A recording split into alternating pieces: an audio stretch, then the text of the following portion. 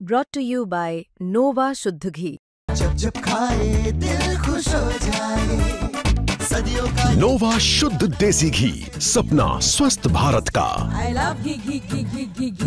Madhya Pradesh BJP के सांसद के पारिवारिक विवाद अब सुर्खियों में आ गए हैं। हालात ये हैं कि सांसद महोदय ने अपने परिवार से न सिर्फ सभी रिश्ते तोड़ दिए हैं, बल्कि वकील के द्वारा इसको सार्वजनिक सूचना के रूप में जारी भी कर दिया है।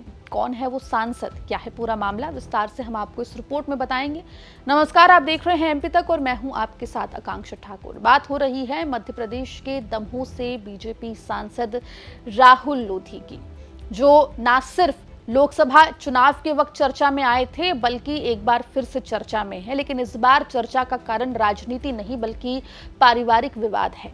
जो जानकारी मिल रही है उसके मुताबिक दमोह से बीजेपी सांसद राहुल सिंह ने अपने वकील के माध्यम से एक कानूनी सूचना जारी की है और कुटुंब त्याग कर दिया है।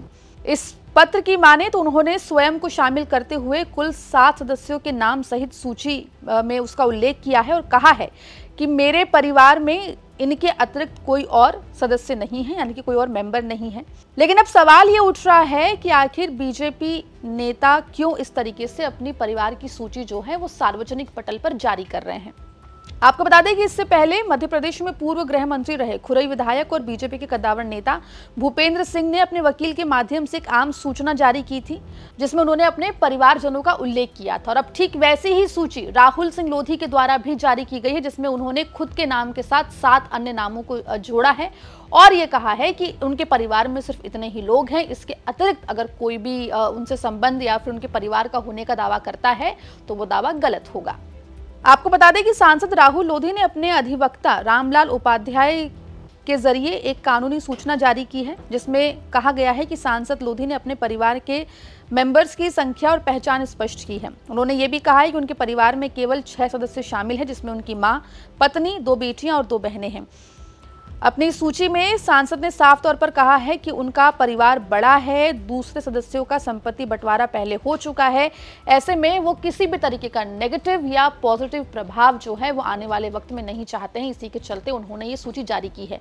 आपको बता दें कि पहला मौका नहीं है जब बीजेपी के किसी नेता ने और खासतौर पर किसी दिग्गज नेता ने इस तरीके से अपने परिवार की लिस्ट या यूं कहें कि परिवारजनों की लिस्ट जारी की हो।